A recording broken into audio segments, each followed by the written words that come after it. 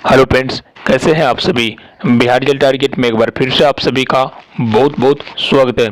दोस्तों, अगर आप लोग Bihar DElEd CBT entrance exam 2022 की तैयारी कर रहे हैं तो ये क्लास आप सभी के लिए 100% जरूरी है, क्योंकि इस क्लास में आप सभी को सिर्फ वही प्रश्न बताएंगे जो कि आपके सिलेबस पर आधारित है और आपके डीएलएड एंट्रेंस एग्जाम में पूछे जा सकते हैं।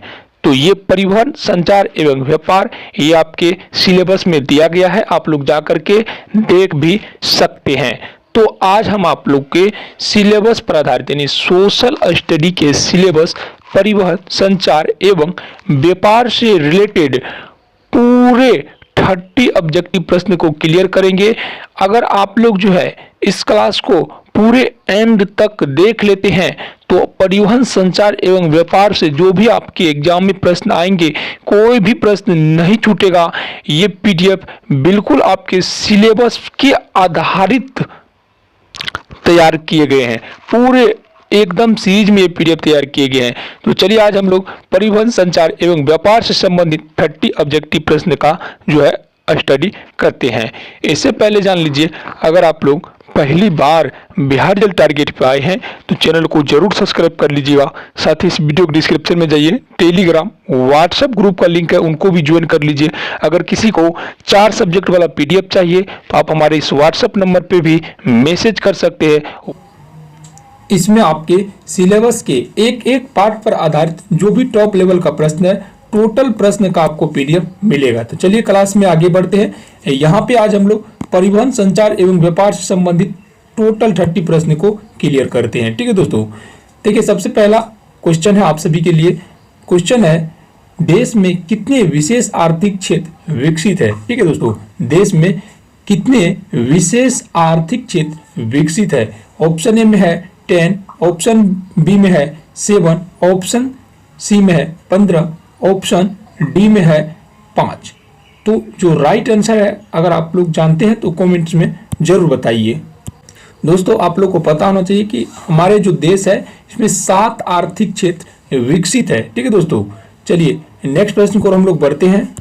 फाल्टा विशेष आर्थिक क्षेत्र कहाँ स्थित है। फाल्टा विशेष आर्थिक क्षेत्र कहाँ स्थित है।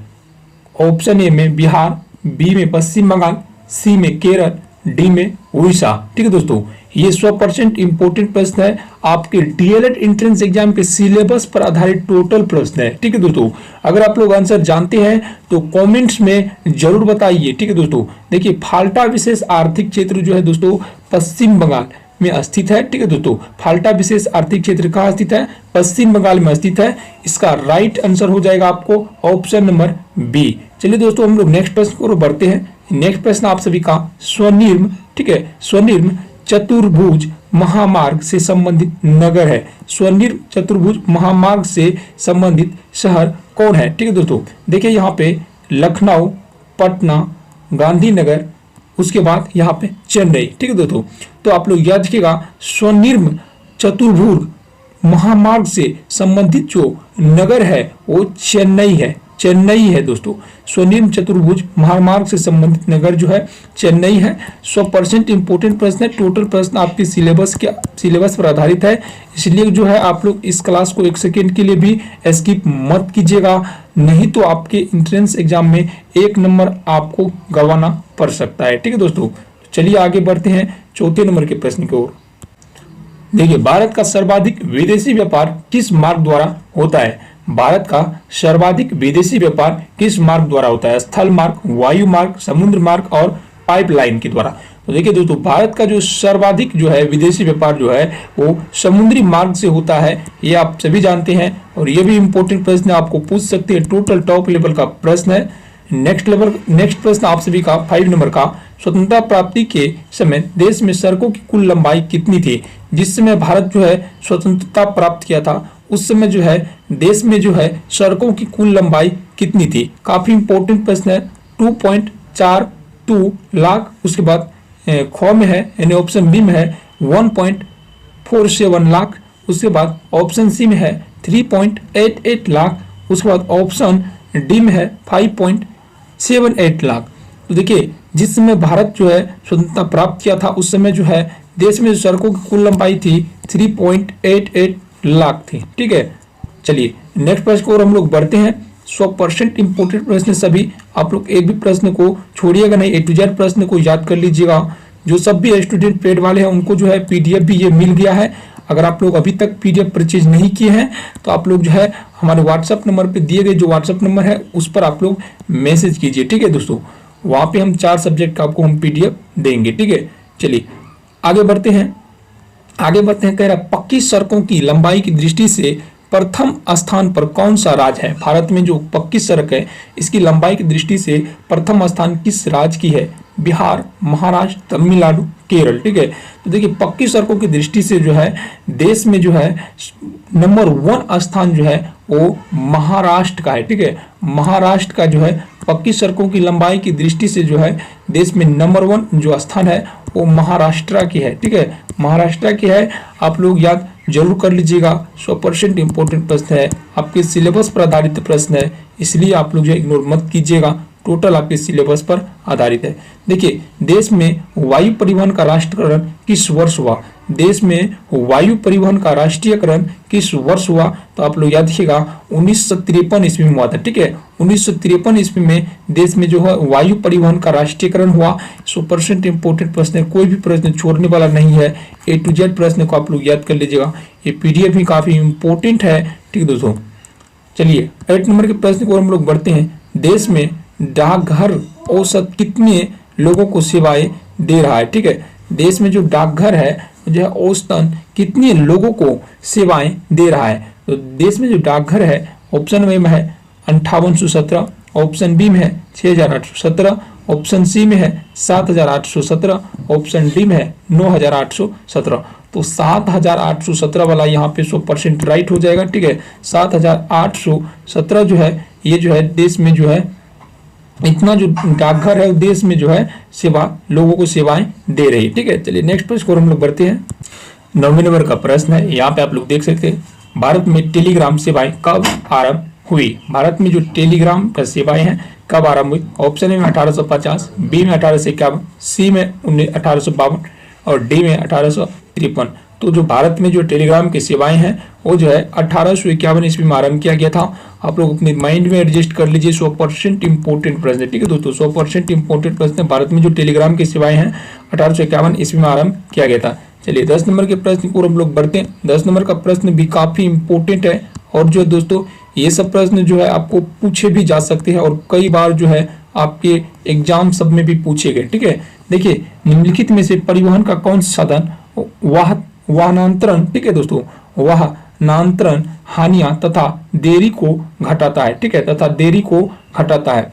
काफी इंपोर्टेंट प्रश्न है, कह रहा है कौन सा परिवहन, ठीक है, परिवहन का कौन सा साधन वाहनांतरण हानियां तथा देरी को घटाता है? काफी इंपोर्टेंट प्रश्न है। तो देखिए ये जो है ये देखिए ऑप्शन ए में है सड़क परिवहन, ऑप्शन बी में है जल परिवहन, ऑप्शन सी में है पाइपलाइन, ऑप्शन डी में है रेल परिवहन। तो आप लोग अगर जानते हैं इसका सही आंसर तो सभी स्टूडेंट आपने अपना जो है कमेंट में जरूर बताएं। सभी अपने अपने अनुसार जो है इसका आंसर कमेंट में जरूर बताइए, जो भी स्टूडेंट जानते हैं। और बाकी आप लोगों को क्लास अगर सही लग रहे हैं तो आप लोग जो पहली बार चैनल पर आए तो चैनल को भी सब्सक्राइब कीजिए। वीडियो को सभी फ्रेंड्स लाइक कर दीजिए, जितने भी स्टूडेंट वीडियो देख रहे हैं सभी लाइक कीजिए। ठीक है, ताकि वीडियो का रीच और मिले। ठीक है, देखिए काफी इंपोर्टेंट प्रश्न है। देखिए सबसे पहले देखिए कि इसमें जो है परिवहन का कौन साधन कर रहा है? वाहनांतरण, बाहर से नहीं तथा, ठीक है दोस्तों, और हानियां, वाहनांतरण हानियां तथा देरी को घटाता है। तो देखिए ये पाइपलाइन परिवहन जो ये वाहनांतरण देरियां तथा हानि को घटाता है, इससे किसी प्रकार की हानि नहीं होता है और ये जो है ये देरी भी नहीं होता है, इसमें जल्दी इसका परिवहन होता है। पाइपलाइन परिवहन बहुत ही फास्ट परिवहन है हमारे देश में जो है व्यापार के लिए। ठीक है, चलिए नेक्स्ट प्रश्न को हम लोग बढ़ते हैं। नेक्स्ट प्रश्न में काफी इंपोर्टेंट आप सभी का प्रश्न है, सबसे कम लंबाई की पक्की सड़कें किस राज्य में है? सबसे कम लंबाई की जो पक्की सड़कें किस राज्य में? सिक्किम, मेघालय, झारखंड और जो है लक्षद्वीप। जो 100% इंपोर्टेंट है सभी, तो कोई भी प्रश्न आप लोग मत छोड़िएगा। क्लास में अगर पहली बार चैनल पाए चैनल को जरूर सब्सक्राइब करिए। देखिए सबसे कम लंबाई की पक्की सड़कें जो है वो लक्षद्वीप में है। ठीक है, लक्षद्वीप में सबसे कम लंबाई की पक्की सड़कें हैं। चलिए 12 नंबर प्रश्न को हम लोग बढ़ते हैं। 12 नंबर का प्रश्न भी काफी इंपॉर्टेंट है, ठीक है, तो आप लोग जो है इनको भी याद कर लीजिएगा। कह रहा है अब देखिए 12 में, बिहार में सबसे प्रमुख राष्ट्रीय राजमार्ग संख्या NH2 है, वह किस नाम से प्रसिद्ध है। ठीक है, तो देखिए बिहार में जो है, बिहार में सबसे प्रमुख राष्ट्रीय राजमार्ग जो है NH2 है, वह किस नाम से प्रसिद्ध है। तो आप देखिए ग्रैंड ट्रंक रोड के नाम से प्रसिद्ध है। ये 100% इंपोर्टेंट प्रश्न आपको पूछ सकता है कि बिहार में जो है सबसे प्रमुख राष्ट्रीय राजमार्ग, जिसको हम लोग NH बोलते हैं, नेशनल हाईवे, ठीक है, राष्ट्रीय राजमार्ग को हम लोग NH बोलते हैं, नेशनल हाईवे 2 है, NH2 है, ठीक है, नेशनल हाईवे 2 है, वह किस नाम से प्रसिद्ध है। तो ग्रैंड रोड ट्रंक, ठीक है, ग्रैंड ट्रंक रोड के नाम से वो प्रसिद्ध है। आप लोग याद रखिएगा, 100% इंपोर्टेंट प्रश्न, ठीक है। चलिए अब हम लोग नेक्स्ट प्रश्न को बढ़ते हैं। नेक्स्ट प्रश्न में काफी इंपॉर्टेंट है। सभी जितने भी फ्रेंड्स है, जितने भी स्टूडेंट है, अभी तक चैनल को सब्सक्राइब नहीं किया तो सभी कर लीजिए। अगर आप लोग एक स्टूडेंट चैनल को सब्सक्राइब कर लेंगे तो मेंबर बढ़ जाएगा, ठीक है, और आप लोग का भी हम तैयारी अच्छी तरीका से करवाएंगे, ठीक है। देखिए इनमें कौन सा संचार का साधन नहीं है, ठीक है, कौन सा संचार का साधन नहीं है। आप लोग बिल्कुल भी आंसर को मत देखिए, ठीक है, आंसर को बिल्कुल मत देखिए। आंसर इसलिए यहाँ पे दिए हुए ताकि हम अगर आप लोग को PDF भी प्रोवाइड करते हैं तो आप लोग को जो है इससे आंसर याद करने में दिक्कत नहीं होता है। मेरा मेन मकसद है कि हम आप लोग को जो भी टॉप लेवल का प्रश्न है उनका हम PDF प्रोवाइड करते हैं। जिसको 4 सब्जेक्ट वाला PDF चाहिए तो आप लोग इस नंबर पे मैसेज कीजिए, बहुत ही कम चार्ज में आपको मिल जाएगा। तो इनमें कौन संचार का साधन नहीं है। डाक सेवा, loud speaker, telephone, cinema hall, ठीक है। तो देखिए डाक सेवा से क्या होता है, संचार नहीं होता है। लाउड स्पीकर से क्या संचार नहीं होता है। टेलीफोन से तो 100% होता है। लाउड स्पीकर से भी हम संचार कर सकते हैं, 100% होता है। डाक सेवा से एक जगह से दूसरे जगह भी संचार होता है। लेकिन सिनेमा हॉल क्या, इससे संचार नहीं है। तो ये क्या है, संचार हॉल संचार के साधन नहीं है, ठीक है। नेक्स्ट प्रश्न आपसे भी, इनमें कौन विकास का जीवन रेखा है, ठीक है, इनमें कौन आर्थिक विकास की जीवन रेखा है। काफी इंपॉर्टेंट प्रश्न है। संचार, व्यापार, परिवहन, सब क्या है, आर्थिक विकास की जीवन रेखा है। संचार हम लोग नहीं करेंगे तो जीवन नहीं चलेगा, एक हम कुछ नहीं जान पाएंगे। व्यापार नहीं करेंगे तो पैसा नहीं आएगा। परिवहन नहीं होगा तो साधन हमारे पास हट जाएगा, ठीक है। परिवहन जरूरी है तो इसीलिए ये सभी हो जाएगा, ठीक है। आर्थिक विकास की जीवन रेखा कौन है, तो संचार, व्यापार, परिवहन सभी हो जाएगा, ठीक है। चलिए नेक्स्ट प्रश्न को हम लोग बढ़ते हैं। नेक्स्ट प्रश्न में काफी इंपॉर्टेंट है, बंगाल गजट वाला, ठीक है, बंगाल गजट वाला काफी इंपॉर्टेंट प्रश्न है, ठीक है। फिर बंगाल गजट का प्रकाशन किस वर्ष शुरू हुआ था। तो बंगाल गजट की प्रकाशन जो है 1780 ईस्वी में शुरू हुआ था, ठीक है। बंगाल गजट की प्रकाशन जो 1780 ईस्वी में शुरू हुआ था। 100% इंपॉर्टेंट है, पूछ भी सकते हैं, ठीक है। देखिए भारतीय अंदेशीय जलमार्ग प्राधिकरण का गठन किया गया, ठीक है। कब किया गया, ठीक है, कब किया गया, ये यहाँ पे थोड़ा मिस्टेक है। देखिए भारतीय अंदेशीय जलमार्ग प्राधिकरण का गठन कब किया गया। तो आप लोग याद रखिएगा, भारत में जो है अंदेशीय जलमार्ग प्राधिकरण का गठन जो है, ऑप्शन आपको ए में दे देगा 1986, बी में 1988, सी में 1985, डी में 1989, बाकी आपको 1986 ही याद रखना है। भारत में जो अंदेशीय जलमार्ग प्राधिकरण का गठन जो है 1986 में हुआ था। टॉप लेवल का प्रश्न है सभी। देखिए नागपुर सड़क योजना के अंतर्गत सियाका की कितने भाग में जोड़ा गया है, ठीक है। तो आप लोग याद रखिएगा, नागपुर सड़क योजना के अंतर्गत जो है सियाका की जो है 4 भागों में जोड़ा गया है। 100% इंपोर्टेंट प्रश्न आपको पूछ सकता है, कंफ्यूज कर देगा कि सियाका की कितने भागों में जोड़ा गया है। तो आप लोग याद रखिएगा जो है 4 भागों में, ठीक है, नागपुर सड़क योजना के अंतर्गत। एनोर का पत्तन किस राज्य में स्थित है। यहाँ पे एनीर हो गया है। एनोर का पत्तन किस राज्य में स्थित है। तो आप लोग ये एनोर का पत्तन जो तमिलनाडु में स्थित है। एनोर का पत्तन किस राज्य में स्थित है, तमिलनाडु में स्थित है। एनोर का पत्तन तमिलनाडु में स्थित है, ठीक है। एनोर का पत्तन किस राज्य में स्थित है, तमिलनाडु में स्थित है, ठीक है। अब देखिए भारत को कुल कितने डाक क्षेत्रों में बांटा गया है। भारत को कुल कितने डाक क्षेत्रों में बांटा गया है, तो आप लोग को पूछेगा तो आप लोग याद रखिएगा, भारत को जो है 8 डाक क्षेत्रों में बांटा गया, ठीक है। भारत को कुल कितने डाक क्षेत्रों में बांटा गया है, तो भारत को कुल जो है 8 डाक क्षेत्रों में बांटा गया है। 100% इंपोर्टेंट प्रश्न। भारत को कुल 8 डाक क्षेत्रों में बांटा गया है। भारत का सबसे दक्षिण अंतर्राष्ट्रीय हवाई पत्तन कौन सी है। भारत का सबसे दक्षिण अंतर्राष्ट्रीय यानी साउथ, ठीक है दोस्तों, भारत का सबसे दक्षिणी अंतर्राष्ट्रीय के बारे में पूछ रहा है। दक्षिणी अंतर्राष्ट्रीय हवाई पत्तन कौन सी है, तो आप लोग याद रखिएगा। देखिए तिरुवनंतपुरम कहाँ है, तिरुवनंतपुरम, ये है तमिलनाडु में तिरुवनंतपुरम है। ये जो है भारत की सबसे दक्षिण अंतर्राष्ट्रीय हवाई पत्तन है, ठीक है, तिरुवनंतपुरम। जो कभी के तमिलनाडु गए होंगे तो उनको पता होंगे कि तिरुवनंतपुरम जो है भारत की सबसे दक्षिण अंतर्राष्ट्रीय हवाई की पत्तन है, ठीक है। चलिए हम लोग 21 नंबर के प्रश्न की ओर बढ़ते हैं। आप लोग जाके टेलीग्राम भी ज्वाइन कीजिए, नए आए हुए। देखिए भारत के सबसे बड़े बंदरगाह का नाम क्या है? तो देखिए भारत के सबसे बड़ा बंदरगाह मुंबई में है। आप लोग याद रखिएगा, भारत में सबसे बड़ा बंदरगाह मुंबई में है। कोई भी ऐसे मतलब इस क्वेश्चन को गलती मत कीजिएगा एग्जाम में। भारत का सबसे बड़ा जो बंदरगाह है मुंबई में। निम्नलिखित में कौन से नदीय पत्तन है? ठीक है, निम्नलिखित में से नदीय पत्तन कौन है? तो नदीय पत्तन जो है ये इलाहाबाद है, ठीक है। इलाहाबाद जो है नदीय पत्तन है, ठीक है। ये आप 100% याद कर लीजिएगा। अब नेक्स्ट प्रश्न आपसे भी 23 नंबर का, इनमें कौन सा पत्तन पूर्वी तट पर स्थित है जो अंतःस्थलीय तथा अधिकतम गहराई का पत्तन है और पूर्ण सुरक्षित है, ठीक है। तो ये जो हो गया आपको विशाखापट्टनम है, ठीक है। विशाखापट्टनम जो है ये एक तरह से अंतःस्थलीय तथा अधिकतम गहराई वाला पत्तन है जो पूर्ण सुरक्षित है, ठीक है, विशाखापट्टनम। यहाँ पे ऑप्शन नंबर ए बिल्कुल राइट हो जाएगा। कह रहे देश में इलाहाबाद तथा नैनी के बीच वायु परिवहन कब आरंभ हुआ? ठीक है, देश में जो इलाहाबाद तथा नैनी के बीच जो है वायु परिवहन कब शुरू हुआ? यहाँ पे ऑप्शन ए में 1910, ऑप्शन बी में 1911, ठीक है, ऑप्शन सी में 1912, ठीक है, ऑप्शन सी में 1912, ऑप्शन डी में 1913।